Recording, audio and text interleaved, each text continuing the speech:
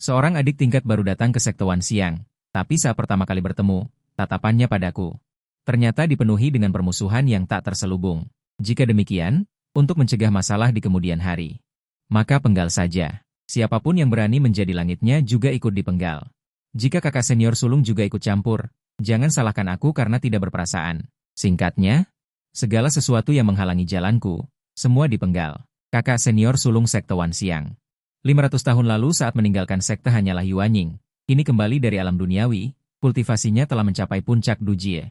Hanya selangkah lagi dari kenaikan sejati, tapi aku selalu merasa ada sesuatu yang kurang, menyebabkan aku tidak bisa melangkah maju. Tertulis dalam buku bahwa ini adalah urusan duniawi yang belum selesai. Urusan duniawi, bukankah itu dunia ini? Aku telah tenggelam di dalamnya selama 500 tahun tanpa hasil, jadi aku hanya bisa memilih untuk kembali meminta bimbingan guru. Tak disangka, saat aku menginjakkan kaki kembali di tanah Sekte Wan Xiang, semua di sini ternyata sangat berbeda dari 500 tahun lalu. Siapa kamu? Berani memasuki Sekte Wan Xiang tanpa izin? Apa kau tidak tahu aturan? Seorang murid penjaga gerbang tampak tidak sabar. Kemudian, dia bahkan menunjuk-nunjuk wajahku. Aku langsung mengerti. Dia ingin menegakkan wibawa. Melihatku terdiam, raut wajahnya langsung berubah muram. Apa kau mengerti apa itu menegakkan wibawa? Aku berkata menegakkan. Belum selesai aku berbicara, detik berikutnya seberkas cahaya pedang muncul seperti embun beku. Dengan suara serak, kedua tangannya terpenggal, bergelinding ke tanah. Kemudian, terdengar jeritan yang memilukan. Seluruh tubuhnya meringkuk kesakitan di tanah. Aku tidak ingin melihatnya lagi. Aku langsung melangkah memasuki gerbang sekte. Aku selalu bersikap masuk akal, tapi kapan Sekte Wan Xiang punya aturan membayar untuk masuk? Jika ini menyebar, bukankah semua kucing dan anjing, bahkan mata-mata dari sekte musuh bisa masuk? Ini tidak bisa dibiarkan. Setelah berurusan dengannya, aku berjalan menuju kedalaman sekte. Wilayah sekte sangat luas. Panjangnya mencapai 1000 zhang. Jika terbang dengan pedang, hanya butuh beberapa detik. Tapi aku tidak. Aku selalu merasa sesuatu akan terjadi. Dan benar saja. Dua murid datang bersama dan langsung menghalangi jalanku. Melihat ekspresi mereka, jelas mengenalku, atau lebih tepatnya, sudah menduga aku akan muncul di sini. Shi Xiong Ningjue. Keduanya berbicara serempak, tetapi nada suara mereka datar. Tanpa rasa hormat sama sekali, aku mengangkat mata dan melihat, masih berpikir dalam hati. Mungkinkah Shifu tahu aku kembali, dan secara khusus mengirim orang untuk menyambutku? Ternyata, kata-kata mereka selanjutnya membuatku mengerutkan kening. Zhongzu menyuruh kami menjemputmu. Juga berkata, mohon Shi Xiong jangan membunuh orang yang tidak bersalah. Shi Xiong? Aku merasa sedikit bingung. Mungkinkah salah satu Shimei menjadi Zhongzu? Mencari-cari dalam ingatan. Aku hanya bisa memikirkan satu orang, gadis gila, ya. Zhongzu juga menyuruhmu pergi ke aula utama. Aku sedikit mengangguk, baik. Aku akan kembali ke istana Qingyu dulu. Begitu kata-kata itu selesai, kedua murid itu saling bertukar pandang. Ekspresi tidak sabar di wajah mereka terlihat sekilas. Silakan, Shi Xiong. Mengubah ekspresi mereka menjadi pura-pura. Shi Xiong, istana Qingyu sudah memiliki pemilik baru. Lebih baik pergi ke tempat lain. Yang lain bahkan menambahkan, tempat tinggal lainnya. Dengan statusmu, kau bisa memilih sesukamu. Aku sedikit mengerutkan kening. Istana Qingyu, itu dibangun oleh Shifu sendiri untukku, adalah rumahku selama ribuan tahun. Sekarang malah ditempati oleh orang lain, dan menyuruhku mencari tempat lain. Sungguh menggelikan, aku tidak bisa menahan tawa dan berkata, kenapa? Apakah itu maksud Shimei keduaku? Sudah 500 tahun tidak bertemu, dia semakin tidak menganggap Shi Xiongnya ada di mata. Menyebut Zhongzu membuat keduanya langsung mendapatkan kepercayaan diri. Aku melihat salah satu dari mereka berbicara dengan kejam, kau tahu itu bagus, Shi Xiong. Memberimu tempat tinggal sesukamu sudah merupakan sanjungan, Zhongzu memiliki perintah. Istana Qingyu adalah milik Shidi kecil Guan Yao, tidak ada yang boleh merebutnya. Bahkan kau, Da Shi Xiong. 3 kata Da Shi Xiong. Dia menggigit begitu erat seolah-olah dia akan menyerangku detik berikutnya. Tampaknya selama 500 tahun aku pergi, murid-murid Sekte Wan Xiang benar-benar semakin buruk. Aku menghela nafas dalam hati, lalu dengan santai menunjukkan pedang, murid yang mengucapkan kata-kata liar itu langsung berubah menjadi abu terbang, tubuh dan jiwanya hancur. Beraninya kau? Ketakutan dan terduduk di tanah, tanpa sadar kehilangan suaranya. Berkata, aku berbicara dengan dingin. Dia tergeletak di tanah. Menunjukku dengan ludah berceceran. Apakah kau tahu aturan sekte? Membunuh sesama murid adalah kejahatan berat. Iblis, kau benar-benar iblis, bahkan tidak sebanding dengan setengah dari adik laki-laki. Ini sudah kedua kalinya aku mendengar 3 kata adik laki-laki. Seolah-olah semua perubahan ini berasal darinya. Aku perlahan membungkuk. Dan berbisik di telinganya, tidak seorang pun bisa mengambil barang-barangku. Atau, kau suruh Fang Kuangnian menyerahkan aula pemimpin sektenya. Aku perlahan bangkit. Pergilah dan sampaikan pesan kepada pemimpin sekte dewasamu, setelah selesai berbicara. Aku berjalan menuju aula King Yu. Itu adalah tempat yang paling aku rindukan. Aula King Yu sama seperti dulu. Satu-satunya perbedaan adalah, di halaman, bibit herbal segar yang pernah aku tanam. Sekarang, semuanya telah digantikan oleh bunga-bunga cerah. Bunga-bunga itu mempesona seperti api, bergoyang lembut di angin, seolah-olah diam-diam. Mengejek orang lama sepertiku. Tepat pada saat ini, aku melihat di atas bunga. Berdiri seorang wanita. Dia bahkan menyiram bunga-bunga paling norak di tengah. Saat aku mendekat, ekspresi terkejut melintas di wajahnya, tetapi dia masih bertanya kepadaku dengan sangat sopan. Apakah Anda senior Ming Jue? Saya murid ke-10 yang baru diterima guru setelah Anda pergi. Dia memberi hormat kepadaku. Aku sedikit mengangguk sebagai balasan. Ini adalah pertama kalinya sejak aku memasuki sekte. Aku bertemu dengan seorang anak yang sopan. Tentu saja aku tidak akan mempersulitnya. Adik perempuan. Aku ingin pulang. Ekspresi kesulitan muncul di wajahnya. Adik laki-laki ada di dalam. Kau, aku akan masuk bersamamu. Karena dia cukup masuk akal. Aku sangat menahan diri di halaman, aroma bunga yang menyengat itu. Segera memasuki aula yang selalu aku impikan siang dan malam, tak disangka. Dekorasi aula King Yu ternyata sudah berubah total, di tengah aula bahkan ada beberapa orang duduk. Sedang berdiskusi dengan semangat di sekitar meja, adik kecil, hari ini kakak senior diperkirakan akan kembali. Kau harus berhati-hati padanya, dia mungkin akan bersemangat dan merebut aula King Yu MU. Memegang pria tampan itu, wajahnya penuh dengan ekspresi puas, sekilas, dan kemudian detik berikutnya. Dia tiba-tiba membuka mulutnya dengan menyedihkan. Kakak senior, untung kau tahu beritanya lebih awal.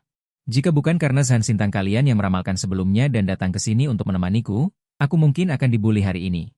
Dia berpura-pura menghela nafas, tingkat kultivasiku baru tahap pendirian fondasi, pasti tidak bisa mengalahkan kakak senior tahap inti emas. Terima kasih kepada para kakak senior. Ayo, aku bersulang untuk para kakak senior. Mendengar kata-katanya yang penuh sindiran itu, para murid wanita lainnya tertawa terbahak-bahak. Hanya aku yang berdiri di ambang pintu merasa sedikit tidak bisa berkata-kata. Mereka benar-benar dengan percaya diri membahas hal-hal yang seharusnya menjadi milikku. Bagaimana? Aku kembali untuk mengambil kembali barang-barangku sendiri. Masih dianggap memaksa? Aku tidak melanjutkan mendengarkan, tetapi langsung masuk ke aula. Adik kecil itu jelas sudah tahu aku ada di depan pintu. Melihatku masuk hanya melirik dengan ringan, matanya penuh dengan senyum menghina. Aduh, kakak senior datang. Teriakannya ini seketika menghentikan suara diskusi di dalam toko, lalu beberapa pasang mata menatapku serentak. Aku tidak mengatakan sepatah kata pun, hanya menatap orang-orang ini dengan tenang. Aku sangat menantikan apa yang akan dilakukan adik kecil ini selanjutnya. Seperti yang diharapkan, dia benar-benar ahli dalam menghasut, kulihat ekspresinya sangat polos. Kakak senior datang tiba-tiba, maafkan adik kecil yang tidak siap, mohon kakak senior maafkan. Dia mengatakan maaf di mulutnya, tetapi wajahnya jelas menunjukkan senyum puas, seperti yang diharapkan. Beberapa murid wanita langsung tersulut emosi. Dengan marah berseru, murid wanita yang memimpin membanting meja. Mengapa adik kecil harus meminta maaf? Dialah yang masuk ke aula King Yu tanpa izin, seharusnya dia yang meminta maaf. Seharusnya dia meminta maaf atas ketidaksopanannya. Benar, yang lainnya ikut menimpali. Terutama seorang murid yang mengipasi kipas bulu, bahkan mengejek dengan nada sinis, mungkinkah kakak senior sendiri tidak mematuhi aturan? Berlatih selama 500 tahun, dan bahkan lupa aturan dasar? Melihat senyum Shang Guanyao yang semakin puas. Aku malas bicara omong kosong lagi, hanya menebas dengan pedang. Suara, shua. Aku sengaja menahan kekuatanku, takut melukai aula King Yu-ku, tapi energi pedang dari kekuatan spiritual itu masih membawa takdir dan kebaikan, langsung membunuh murid yang banyak bicara tadi, darah hangat memercik kehidangan di atas meja. Seketika, seluruh aula menjadi sunyi senyap. Bagaimana kamu? Sebelum orang itu selesai berbicara, aku tersenyum dan menambahkan, bagaimana aku berani? Benar, kali ini, Shang Guanyao tidak bisa lagi menahan. Kakak senior tahu, membunuh sesama murid adalah kejahatan berat, pemimpin sekte tidak akan melepaskanmu. Di matanya tidak ada sedikit pun rasa takut, bahkan tidak ada penyesalan atas sesama murid, hanya ketidakpuasan yang kental. Tak lama kemudian, beberapa murid dari aula peramal dengan cepat bereaksi, mereka langsung membentuk formasi. Meskipun murid yang memimpin sedikit panik, nadanya masih kuat, adik kecil, jangan khawatir. Formasi 7 bintang dari aula peramal kami cukup untuk menekan semua kejahatan, jangan takut padanya. Begitu kata-kata itu diucapkan. Sebelum adik kecil sempat bereaksi, 7 orang dari aula peramal langsung berubah menjadi abu terbang. Aku menarik kembali telapak tangan yang kuayunkan dengan santai.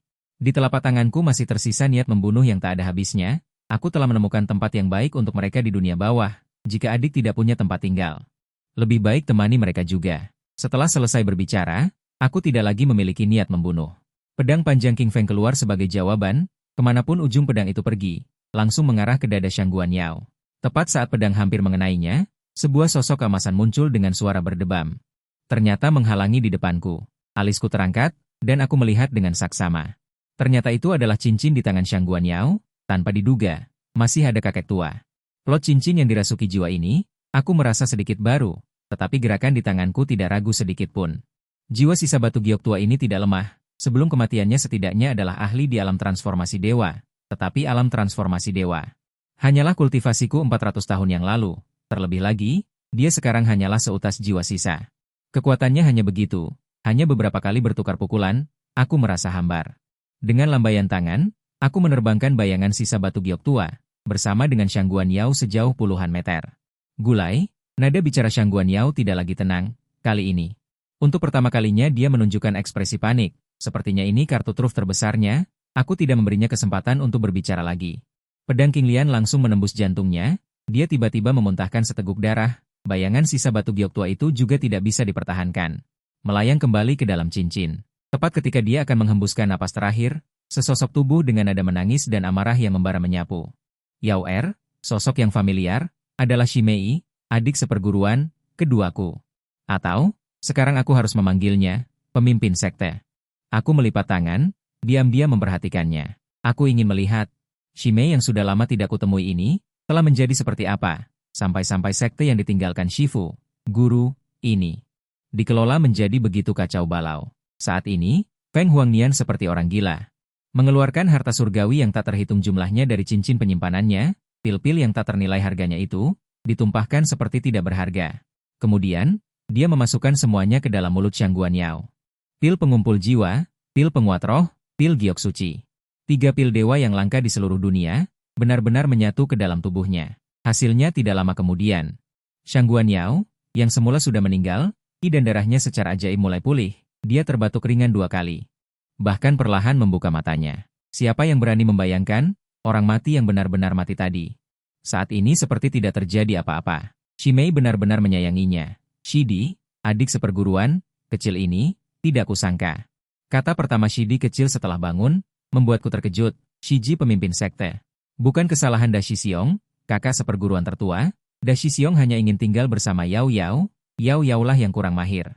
Tidak bisa menerima serangan Da Shixiong. Sambil berkata, dia terbatuk hebat. Jangan bicara dulu. Wajah Shimei kedua penuh dengan perhatian dan sakit hati. Kamu baru saja sembuh.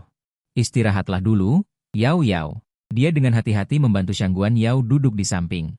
Akibatnya, detik berikutnya ketika dia menoleh kembali, ekspresinya langsung menjadi dingin dan membeku. Bagaimana bisa kamu begitu kejam, menyerang murid sekte dengan kejam? Murid sekte tidak mematuhi peraturan sekte. Aku hanya memberi pelajaran atas nama sekte. Aku hanya mengangkat bahwa acuh tak acuh, itu bukan urusanmu. Aku adalah pemimpin sekte. Api amarah berkobar di mata Feng Huangnian. Aku tahu. Dia sama sekali tidak marah karena aku membunuh beberapa murid, tetapi marah karena aku menyerang harta kesayangannya, Shang Guanyao. Apa yang kau hitung? Begitu kata-kata itu terucap, aku langsung menyerang. Karena tidak bisa diajari, maka pukul sampai bisa. Kaulah yang memaksaku. Mata Feng Huangnian penuh dengan kepercayaan diri. Sebelum kata-katanya selesai, auranya tidak lagi disembunyikan. Aura spiritual yang pekat itu seketika berubah menjadi tekanan besar, menghancurkan banyak perabotan dan vas bunga di sekitarnya. Ternyata dia berada di tahap tengah transformasi dewa. Aku berada di tahap tengah transformasi dewa. Dia mengumumkan dengan arogan, saudara senior, biarkan aku melihat apa yang telah kau capai selama beberapa tahun ini. Jika tidak, maka merayulah padaku. Setelah mengatakan itu, mereka meluncurkan serangan telapak tangan berkah semesta. Ini adalah kitab rahasia yang tidak pernah diturunkan oleh pemimpin sekte Wan Xiang. Begitu telapak tangan ini keluar, ekspresiku juga menjadi serius. Rasa dingin muncul di hatiku. Sepertinya adik perempuanku ini bertekad untuk membunuhku. Telapak tangan berkah semesta. Aku juga menyambutnya dengan telapak tangan. Saat kedua telapak tangan bertabrakan, kekuatan besar itu bahkan membuat ruang di sekitarnya mulai terdistorsi. Wajah Feng Huangnian menjadi mengerikan karena kekuatan.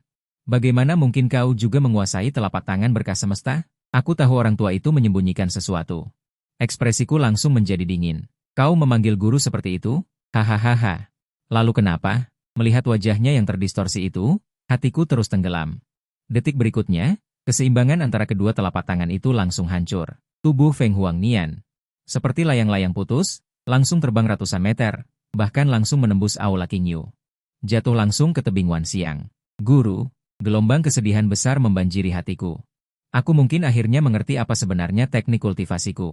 Aku adalah putri kerajaan Daxia, atau lebih tepatnya, putri palsu. Pada tahun kelahiranku, ayah raja bertempur mati-matian dengan para pembunuh di istana untuk melindungi aku dan ibu kandungku. Hampir kehilangan nyawanya. Meskipun nyawanya berhasil diselamatkan, tetapi fondasinya terluka. Tidak bisa lagi memiliki keturunan. Kemudian, ayah raja bertemu dengan Tai. Aku pun dibesarkan sebagai seorang gadis. Bersamaan dengan itu, hidupku menjadi sebuah penipuan. Kakak putra mahkota, apakah Anda ingin kue osmanthus? Saya mendapatkannya dari ayah raja di sebelah. Hadiah yang susah payah didapatkan, menatap putra mahkota dengan penuh harap. Enyahlah. Siapa yang mau makan? Dia bahkan tidak meliriknya, melambaikan tangan dan menjatuhkan kueku. Entah sudah keberapa kalinya aku ditolak. Mereka semua tidak mau bersamaku, hanya karena ayahku tidak punya kedudukan. Aku juga tidak disukai, kepribadianku juga lemah lembut. Yang membedakanku dengan putri kerajaan lainnya adalah, aku memiliki penyakit tersembunyi. Saat itu, Yang Mulia Ratu pergi berburu di luar kota. Para putri kerajaan ikut serta. Penyakit tersembunyiku kambuh, noda darah dengan cepat mewarnai rok dalamku. Aku menahannya dengan kuat, karena ayahku berkata tidak boleh menyerah. Aku menahan rasa sakit yang hebat, tetapi pada akhirnya hanya berhasil menangkap seekor kelinci. Penilaian Yang Mulia hanya 6 kata.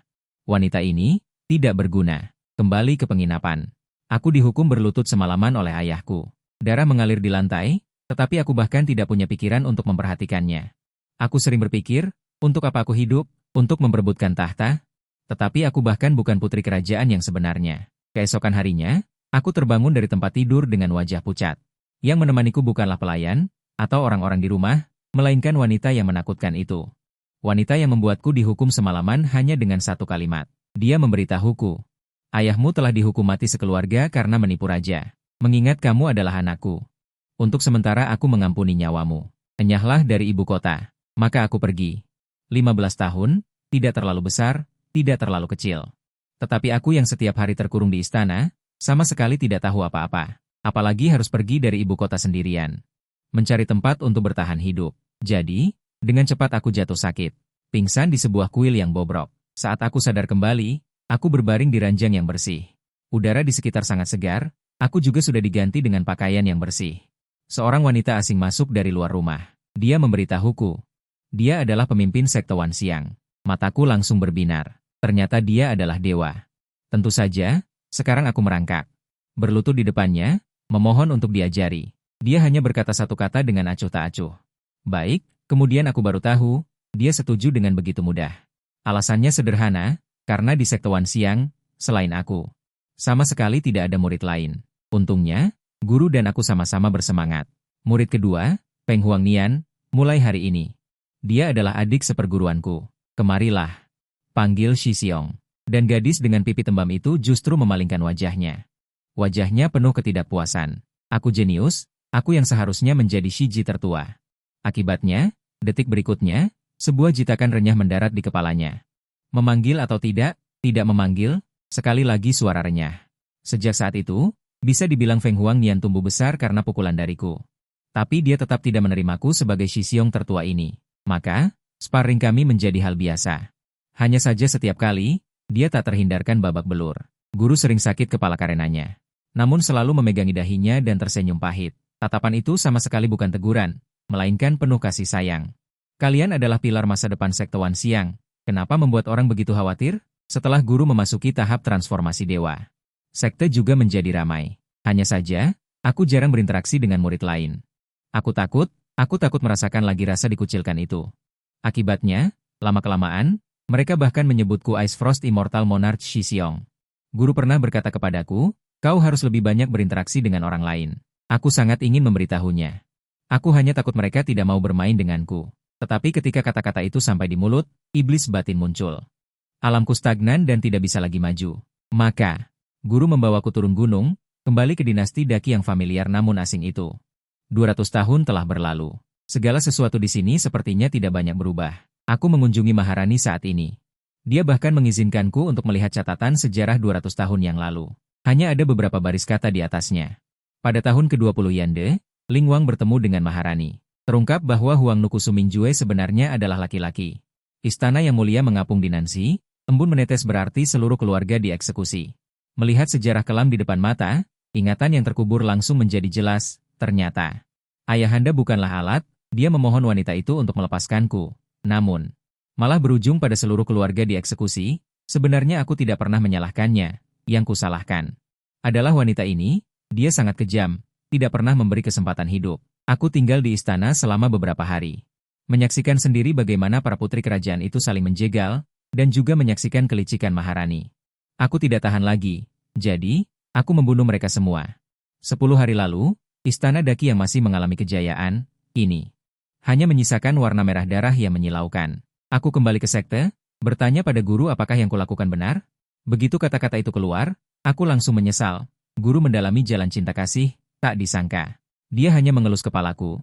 Segala sesuatu di sekte Wan Xiang, pada dasarnya merangkum segalanya. Membunuh orang benar, apa salahnya? Apalagi mereka menghalangi jalan kultivasimu, kau membunuh mereka, maka tidak salah. Saat itulah, aku baru mengerti, kebenaran guru ternyata hanya untuk mereka yang tidak menghalangi jalannya. 200 tahun kemudian, aku menyaksikan sendiri naik turunnya sekte Wan Xiang. Juga melihat apa yang disebut kebenaran guru, dia tidak segan-segan terhadap murid yang melanggar peraturan sekte. Namun memperlakukan murid biasa dengan perhatian dan kepedulian, sampai aku berpamitan pada guru. Untuk turun gunung berlatih, Shangguan Yao bahkan gemetar seperti daun. Sekarang, dia baru tahu ketakutan, karena semua perlawanan yang dia banggakan, di mataku hanyalah semut yang bisa diremukan kapan saja. Guru, bagaimana guru meninggal? Nada bicaraku tidak mengandung sedikit pun kehangatan. Setelah kupukul, Feng Huangnian jelas menjadi lebih sadar. Matanya kembali jernih, hanya saja saat melihat Shangguan Yao, dia menggelengkan kepalanya tanpa sadar. Saudara senior, 200 tahun setelah kau pergi, guru membawa kembali saudara junior kecil. Namun sejak dia datang, seluruh sekte berubah, menjadi sangat kacau. Banyak murid berkerumun di sekelilingnya, guru menjadi patah semangat dan menutup diri. Tak kusangka masalah belum selesai, adik kecil itu kemudian menjalin hubungan yang kuat. Gadis suci sekte King Yun, aku tidak tahu apa yang terjadi setelah itu. Apa yang kulakukan sebelumnya, semuanya sangat kabur, sepertinya. Sejak mengenal adik kecil, aku berubah. Mata Shimei jernih. Jelas dia dibangunkan oleh telapak tanganku tadi. Dengan begini, setelah dia menjadi pemimpin sekte. Membuat sekte menjadi kacau juga ada penjelasannya. Dan pedang panjang di tanganku masih bersinar dingin. Melihat Shimei di depanku, aku tidak merasakan belas kasihan sedikit pun. Katakan, kilatan cahaya pedang melintas, dalam tatapan terkejut Shimei. Pedang panjangku sekali lagi menusuk dadanya. Untuk mencegahnya memiliki kartu truf apapun. Aku bahkan memutar mata pedang dengan kuat sebanyak 2 kali. Energi pedang langsung menghancurkan vitalitasnya. Dalam sekejap, Shimei benar-benar tidak bergerak. Adik kecil mungkin adalah penyebabnya, tapi kegilaan. Apakah kau bisa menghapus keserakahan di hatimu hanya dengan menyalahkan semua kesalahan padanya? Aku membunuh Shimei dengan tanganku sendiri. Membunuh orang yang paling dekat denganku selain Shifu. Mengakhiri Shimei. Pandanganku perlahan beralih ke Shangguan Yan di samping. Matanya dipenuhi dengan keterkejutan dan amarah. Sepertinya dia akhirnya menyadari. Bahkan jika dia adalah anak takdir, dia juga akan mati. Aku mengangkat pedangku. Selangkah demi selangkah aku berjalan ke arahnya. Mata pedang meluncur di tanah, mengeluarkan suara gesekan yang menusuk telinga. Setiap langkah terasa seperti menginjak hatinya. Shangguan yang sangat ketakutan hingga tidak bisa berkata apa-apa. Bibirnya terus bergetar, berusaha keras untuk membuat kakinya yang lemas mundur. Tepat pada saat itu, mata pedangku akan menebas lehernya, dia akhirnya berteriak histeris. Jangan bunuh aku tahu kematian Shifu. Mata pedangku hanya berjarak 1 jari dari lehernya. Selama aku menggunakan sedikit tenaga, kepalanya akan langsung berpindah tempat. Tanpa diduga, aku malah terkekeh pelan. Tidak perlu. Belum selesai berbicara, mata pedang tiba-tiba berbalik arah. Dengan suara, swos. Langsung menebas hutan di kejauhan ratusan li. Shangguan Yan, bersama dengan hutan itu. Dalam sekejap berubah menjadi abu terbang. Melihat 2 orang yang benar-benar menghilang di depan mata, di dalam hatiku, barulah sedikit tenang. Kemudian, aku mengambil cincin di tanah. Itu Shangguan Yao, benda yang tadi digunakan untuk menyelamatkan nyawa, barang tua. Masih tidak mau keluar? Ternyata, cincin itu sama sekali tidak bergerak. Sekarang, aku tidak mau bicara omong kosong lagi, langsung melemparkan cincin itu ke dalam sekte. Segera setelah itu, sebuah energi pedang keluar. Tanpa diduga, tepat saat energi pedang akan mengenai cincin itu. Sebuah sosok ilusi, akhirnya keluar dengan berantakan. Aduh aduh aduh. Tuan, mohon ampun. Akhirnya bersedia keluar? Hehe. Wanita tua itu dengan canggung menggosok-gosok tangannya. Tuan memanggilku, ada urusan apa? Sebelum dia bisa mengatakan setengah kata lagi, tekanan puncak masa kesengsaraanku langsung, seperti longsoran gunung dan tsunami, tumpah keluar. Jiwa wanita tua itu menunggu mesin hancur, melotot ke arahku seperti ini, dan menghilang di tempat. Ekspresinya yang memerintah itu langsung lenyap. Yang menggantikannya adalah berlutut di tanah, gemetar seperti daun. Ampunilah aku. Jangan bunuh aku. Aku menarik kembali auraku, suaraku sedingin es. Jika kita bertemu 500 tahun yang lalu, kau memanggilku Tuan juga tidak masalah. Tapi sekarang, kau harus memanggilku apa? Dewa. Dewa, ampunilah aku. Hamba tua ini, tidak, aku tidak tahu Gunung Tai. Aku mendengus dingin, duduk diam di batu di samping, hanya menatapnya dengan dingin yang berlutut di tanah. Lama tidak berbicara. Pertahanan psikologis wanita tua itu, sedikit demi sedikit runtuh di bawah tatapanku. Tepat ketika dia hampir tidak tahan lagi, aku perlahan membuka mulut. Baiklah. Sekarang, ceritakan penyebab kematian guruku.